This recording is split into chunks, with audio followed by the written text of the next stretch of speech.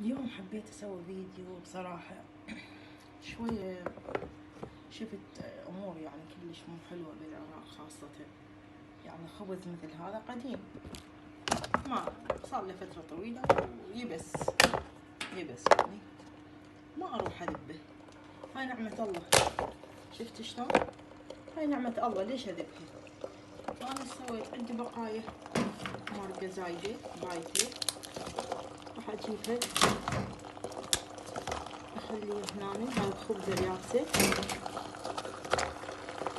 شلون يعني تبذير، والله حرام، والله الله ما يرضى، الله ما يرضى بالتبذير. شوية واحد خلي ربيان ومرت علينا ايام جوع وخسارة وضيم، والناس اصلا هسه ما لاقيه تاكل.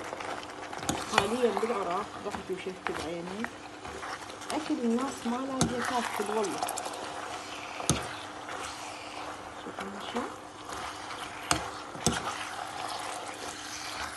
يعني لا ذبيت بقايا المرق ولا ذبيت الخبز. نعمة الله هاي حطها ونحطها على راسنا، الله يقرها من الزواج وخلاص.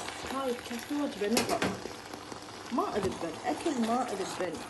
ألف رحمة على والديكم، أكل لا حد يذب، والله حرام، والله حرام، والله حرام الشي دا يصير والشي شفته. يعني بعد الله شي يسوي فينا؟ ما تعبنا من قبل، ما تعبنا. شلون ايش حلوها صارت اصلا، ورحمة من الله، نعمة، نعمة فضيلة.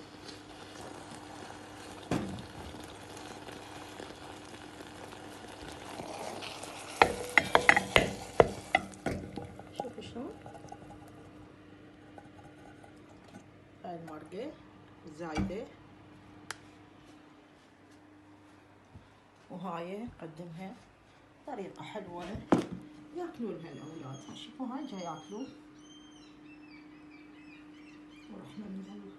قناعة كنز يا جماعة، القناعة كنز والنعمة زوالة. اتقوا ربكم، والسلام عليكم ورحمة الله وبركاته.